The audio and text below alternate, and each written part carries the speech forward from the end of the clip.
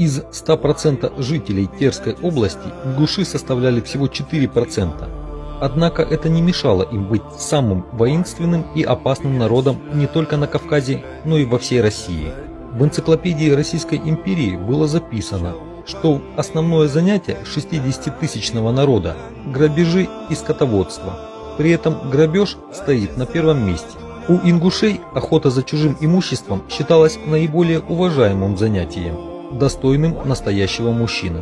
Ингуш жертвовал всем ради оружия, и даже у самых бедных семей в доме были современные дорогие ружья и отличные клинки. Они среди белого дня совершают нападения и не только на горных дорогах и маленьких городках, но и на магазины в центральной части Владикавказа.